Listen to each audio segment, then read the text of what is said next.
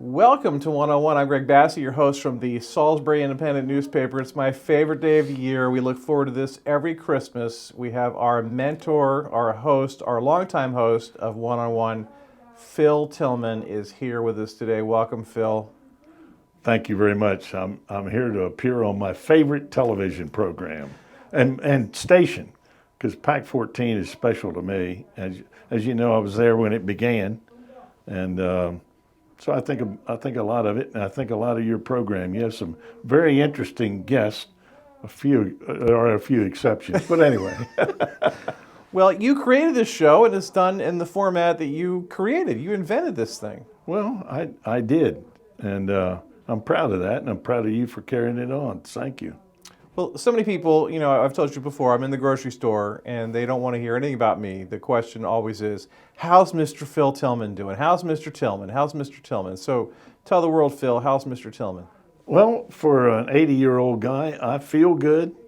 I'm very happy, proud to be an American, proud to be an Eastern Shoreman, and proud to be a father, grandfather, and now a great-grandfather. Now, that's scary to me because I knew you, I think you were like 35 years old when I first met you, and I'm not kidding. And now you're a great-grandfather. Yeah, it's a lot of, well, I read your part in the Salisbury Independent about, years ago, and it'll be Right. anything in the 80s or 90s. I look at it and say, oh, yeah, I remember that. So from when I was on the council. So anyway. Thank you for doing the Independent. That is a really terrific service to this community. And I'm serious. I'm glad you do that. We have a lot of fun with it. Well, it's good. It's local news. It's a shame because I think we need a strong regional paper, and maybe we'll have that again. But it's a tough business out there now, and they're trying to figure their way out. And we're doing it the old-fashioned way, with advertiser-driven revenue. But it's not like the old days where the money you just open the door and the money flowed in. You have to go out and get every dollar now, and if your paper's no good, it's hard, even really hard. So we're lucky to have a good paper. I was reminiscing during the recent election season.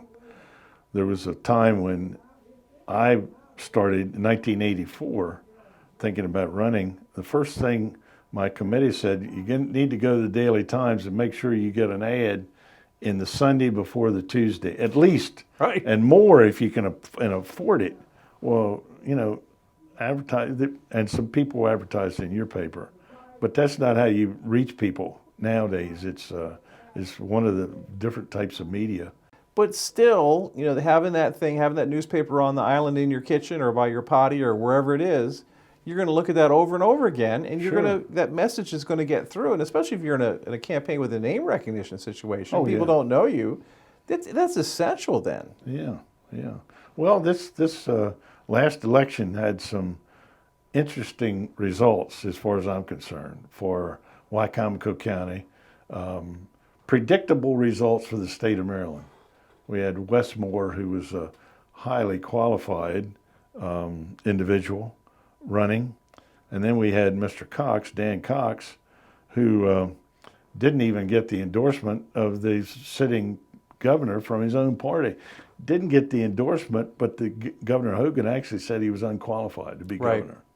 So he got like 30%, a little less than 30% of the vote in Maryland, but he won Wycomico County. Right. And he won, except for Talbot and Kent, he won the other counties of the Eastern Shore, right, which indicates just how conservative we have swung in this district. We remember the time that almost every elected office was a Democrat. Right. And I'm not too sure nowadays if you have a D behind your name, you better be a really, really strong candidate to be elected. The previous people that have been elected county executive were all people that you worked with and knew. But I'm assuming that Julie Giordano, who's just been elected, is someone that you're not really familiar with. So your opinion of her is based on perhaps social media and from our newspaper. Exactly. And, I have to say this, having been in the rental business, I had a mobile home park and a couple other rental properties. I sold that, thank goodness. Anyway, she is our county executive, and I have all kinds of, I hope she overcomes my skepticism about her ability. And she certainly speaks well. And I saw her in the interviews, and I saw your article about her. But at any rate, a lot is riding on her because we've had, I think, since we formed the county executive form of government, we've had 2 lackluster county executives in that position. Good people, wonderful people. I like them both. Like Bob and certainly like Rick. But I don't think they really grasped what that office is. It's the charter. We just had a charter review. One of the first question that came up: should we put on the ballot to revisit the county executive form of government? The charter review. There were 15 people on it. All 15 people said no. You know, the electorate says we want to have a charter form of government, a county executive form of government. Let's make it work. Certainly, there are people here who can do that. And, you know, it's not one person that's the county executive. The county executive has a staff, and he has all those department heads. And right now, we don't have very many really strong department heads. We have some good ones. But the whole county family needs to be upgraded. Right. And hopefully she can do that. She's talked about change, and I think change is called for. Yeah. I was interested to see the first meeting. She's going to sit at the council table, it appears, which I guess Rick did way back when he first became county executive, and Rick Pollitt. Yeah, oh yeah. And he only did that for a while because they would turn to him and kind of drill him with questions about what was going on, and it kind of put him in an inferior position to them, being called on the carpet every week in public like that. And he wanted to be, his own guy in a separate situation. Mr. Culver never did that. He rarely attended those meetings. But it looks like she might be like a participant at the table. Well, and that might be that may work for her. Bob Culver had Wayne Strasburg attend and answer questions. Right. And he could very rightly say, well, I need to get back to you on that. I'll have to check with the county executive about that. That once removed might be a better situation for her. It would be if I were there, I would think, to have a just once removed, not at the table. Well, I remember Paul Martin, Paul would sit there and not say anything, and it would just sort of build up.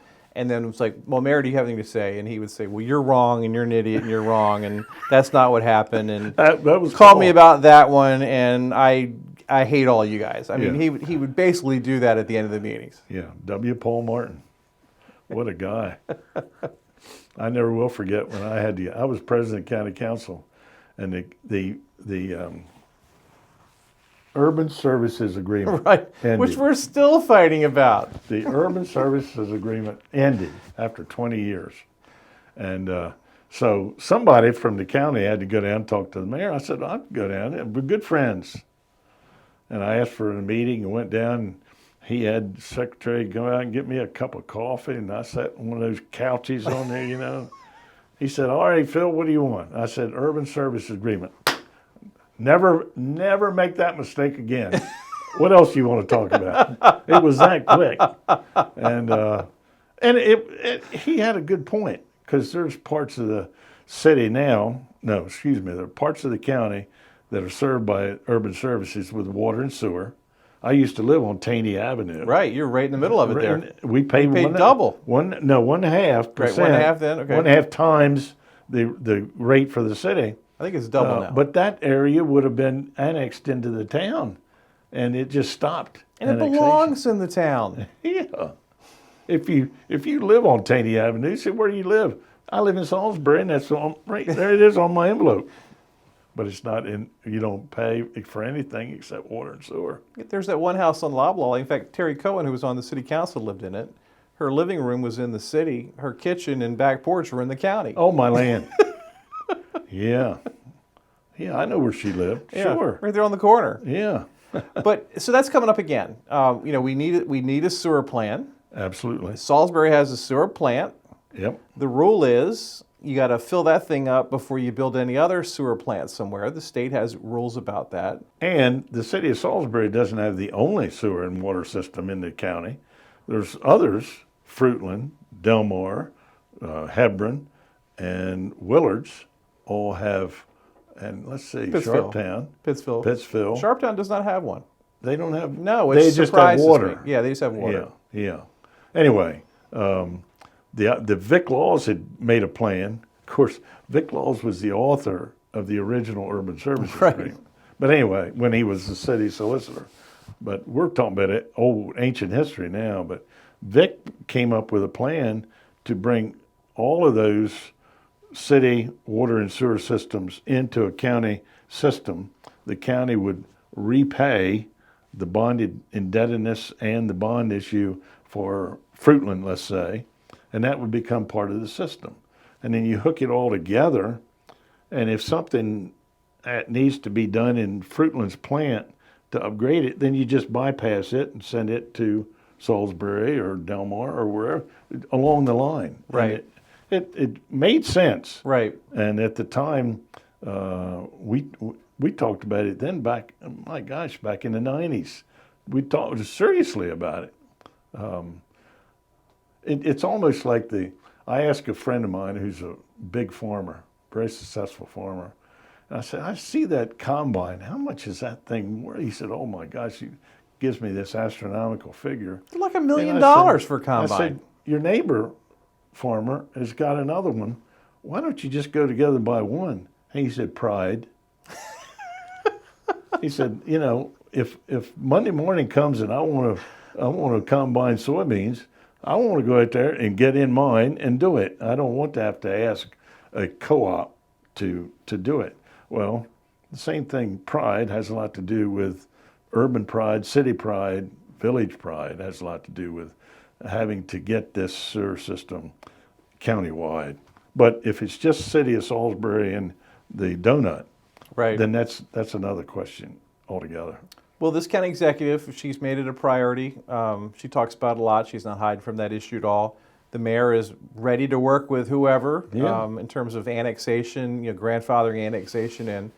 But it's going to be a conundrum because you just know people are going to resent going into the city, having to pay the city tax.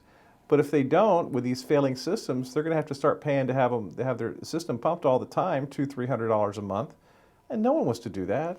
People in Tony Tank, one by one, they're right next to the Fruitland, the Fruitland piper, and Right. And one or two of them will have a problem with their sewer and would say, "Gosh, we ought to be on an urban services, or we ought to be on a city water and sewer, so we can depend on the quality of the water and the efficiency of the sewer system."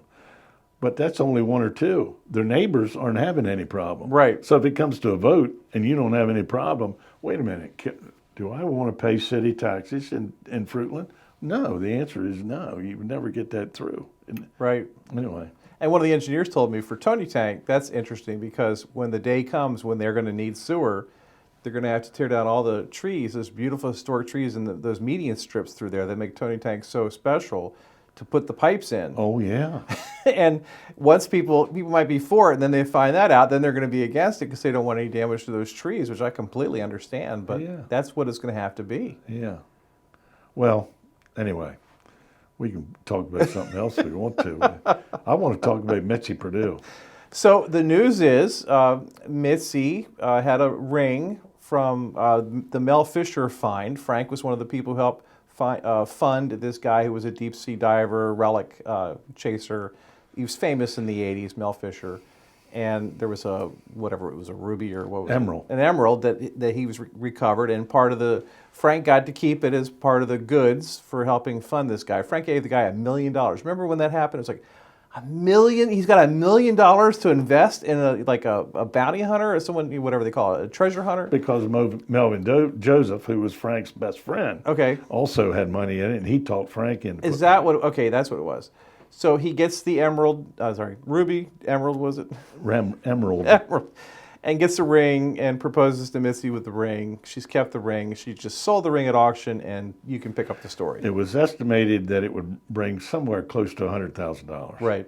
And it sold at, for $1.2 million. Right. So it's all earmarked to go for the Ukrainian relief. And to her credit, she actually took a trip over to that area. She's been all over, yeah. And looked and saw the devastation and the need that all those people. It's over 3 million now who have left the Ukraine to go into Poland. Right. And God bless the people of Poland, to accept them and Right. other countries around. But Right. there hadn't been any. Oh, wait a minute, we don't want any immigration in our. It's come on in and we'll do what we can to help you. And worldwide, there's been a lot of support, financial and otherwise, including from the United States. Well, your little church down there in Quantico came up with some money. We have a member, Rebecca Taylor White, who once served on the county council. Married to Cue Ball Johnson. Who bakes some of the best cornbread you've ever. There's no such thing as bad cornbread. It's that real moist I stuff. could make cornbread, and it's the best you've ever had. Well, anyway, I don't know about that. But she cuts off these squares like this and sells them for $3, and she's raised almost $1,000 to send over to the chef that feeds the world, Right. or whatever the name of that. Right. I wish I knew the name of it, but we actually, one of our members at St. Philip's in Quantico is Pat Cavanaugh, and with a name like that, his father was Irish, Right. but his mother was Ukrainian, and he stood up and gave the name of this chef and his worldwide effort. And he said, I think we ought to try to do something to help. And I'm doing something. And he encouraged other members of the church, and it's being done. So whether you're the community foundation of the Eastern Shore, or whether you're an individual, I think there's a lot of generosity on the Eastern Shore of Maryland. Right. Really. And these are people we don't know. We don't know. It doesn't benefit us to help them at all. No. It's just being a good person. That's right. That's right. Thank goodness. And it goes kind of against the trend for institutions to be not as important in people's lives as they once were. Right. And I told somebody the other day, when I was first elected, I think almost every member of the city council and most of us on the county council had been JCs. And there is still a JC chapter here because they sponsored the Christmas parade. Right. But I don't hear much else about them. And I'm sure there are nice people in there now. But it was the organization to belong to back then. The Lions Club, the Kiwanis, the Optimist Club, Rotary Club, Right. are finding it difficult to get younger members to join. Fire companies, same thing. Right. It's almost a crisis with fire companies. Yeah, we are hitting a crisis stage of that because it's not a club anymore. It really is. You got to work at it. Hard working. Yeah. Yeah. Hours and hours. You not only have to work at the carnival, you have 3 nights a week. You're going to all year. You're going to be away taking fire safety courses or whatever they have to do. And they got to be at the scene in 6 or 9 minutes. There's no I'll get there when I get there. No. And that takes some dedication. It really does. Yeah. So down at your little church, how's it going down there? I love you guys cleaned up the gravestones. I found this woman on TikTok, and I know you have no idea what TikTok is. It's a social media thing. And she goes around and she cleans gravestones. And it was a therapeutic thing for her. It helped calm down her life and make her feel better and connect with people in history. But you all had your gravestones down there clean, and it makes me think that might be a good avocation for me, is to start cleaning gravestones. Well, you probably wouldn't get too many complaints, not from the people inhabitants. But yes, we did. And actually, in Quantico, there's the St. Philip's Churchyard, which is all the graves around that, and then directly adjacent to that is the Quantico Cemetery, which is a private cemetery that dates back to somewhere in the 1800s. Some resident of Quantico died and wanted to be buried in the churchyard, and they weren't Episcopalian. They weren't a member of the church. And the rule then was, if you're not a member of the church, you can't.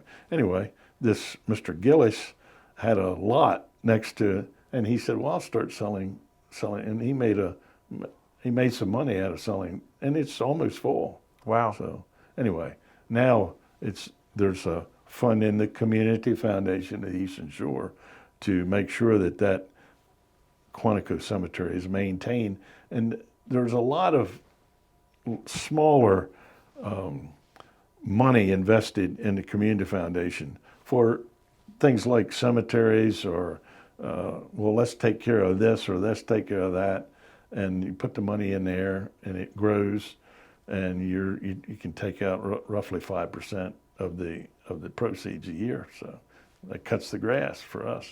My friend Tom Dorman, his father Oh my lived there. gosh, Yeah, yes. Tom's a great guy. Oh yeah, We he talked was about good it friends with your with my father Uncle Floyd. and your uncle. Yeah. Yeah, they were probably in jail together a few times. Yeah, probably should have been.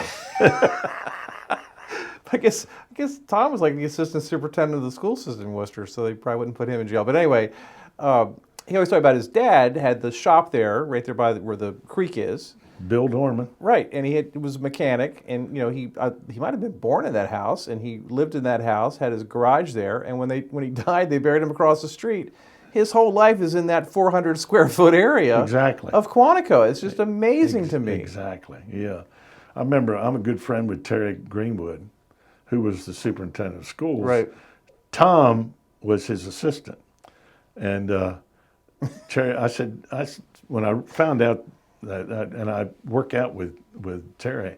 I said, Terry, you know Tom Dorn? He said, oh my. I said, he saved my life a couple of times. He said, I moved from Wycomico County over to Worcester.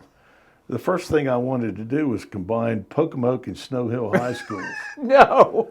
And Tom Dorman said, well, when you get ready to go down there and talk to those people, let me know. I'll call the sheriff and have deputies, and I might have to call out the National Guard to protect you when you go and suggest this. But so he didn't do it. Tom talked him out of it.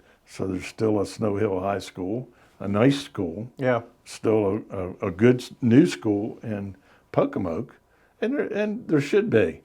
That's the center of the community, and there's something to be said for consolidation of schools. But there's also something for neighborhood schools, if you have enough people to make it work. When you watch the county council now, having been on the county council for so long, what do you see? What are you looking for? I'm looking for a spirit of there's no problem that comes before this county, into this county, that we can't solve legislatively. And there's no problem that one of the departments can't solve reporting to the county executive.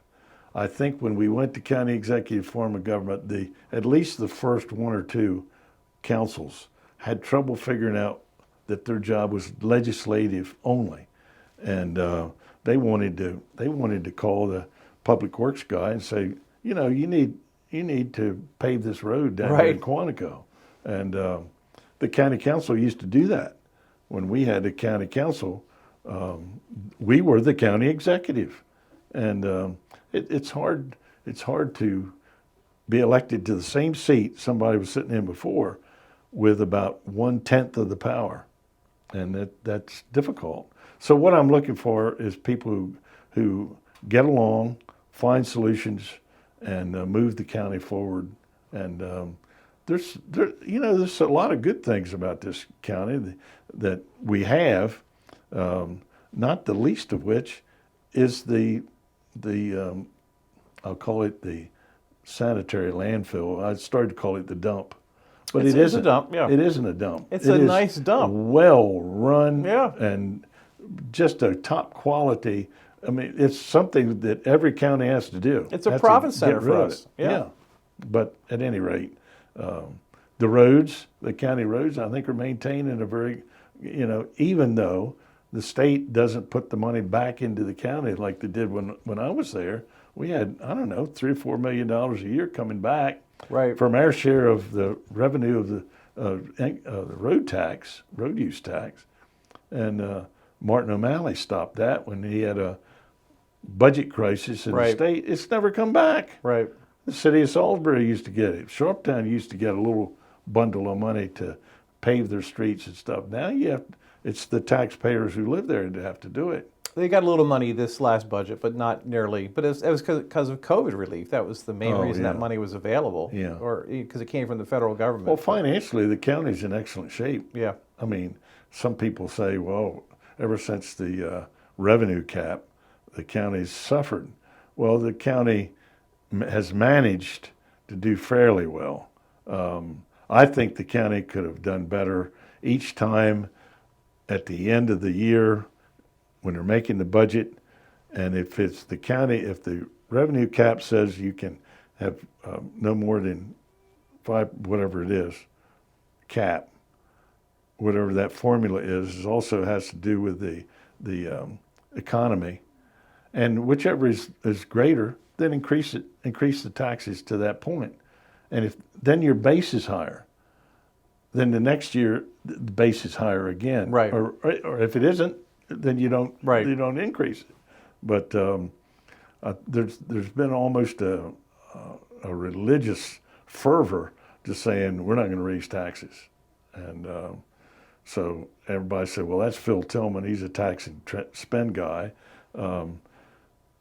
Spending the taxpayers' money wisely is what county government's there for. I can't point to anything that we've bought in the county that we didn't need. No. I mean, the funding it's not wasted. Yeah, I mean, we've built some good schools, but they're not gold-plated schools by any means. We have pay equity with the sheriff's department. Yeah. That was huge. Yeah. I remember that was an issue a long time ago, about the same time when we changed the county executive form of government. And now that to be a deputy sheriff in Wycomico County, I think, is as good a job or better a job than be a state trooper. Because if you're a state trooper, you might be sent to Pikesville or Western Maryland or wherever and leave your family here or have to move your family. To be a deputy sheriff, you live here. And you work for the most popular guy in the county. Right. He's got a lot of votes over the years, hasn't he? Oh, my gosh. He could be elected Pope if he wanted to. All right, Phil, what's your Christmas message this year? You're a great-grandfather now. I can't believe I'm saying that. Yeah. Well, the Christmas message is that we're all proud to be Americans. We're proud to be Eastern Shoremen. We're proud of the generosity and generous spirit that we all possess here on the Eastern Shore of Maryland and in Wycomico County. And I think we should be proud of that. Some people dwell on our differences, and there are differences politically and otherwise, but mainly my main point is that we're all in this together. We're neighbors, and we look out for ourselves, and we are a neighbor's keeper, I think. So Merry Christmas to everyone, and a prosperous and happy 2023. Good golly. Unbelievable. Yeah. Well, Phil, we're all proud to know you. Thank you so much. Thank you. Thanks for asking me to be on. No, thank you. And of course, you get to close the show. Well, it's been a wonderful time for me to be with you, Greg Bassett, and with you right here on Pack 14. It's my highlight of the year. Beautiful.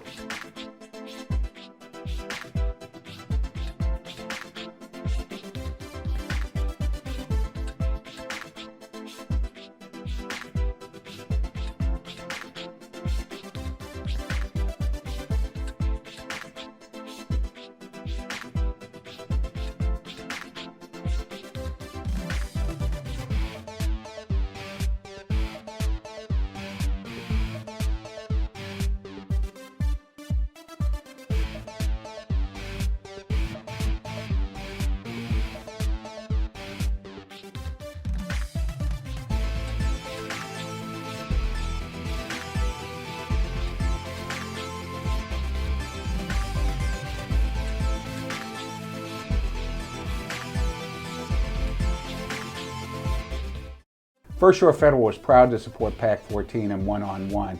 We'd encourage every business to support PAC 14 and pick a program and support it, and let's make a difference.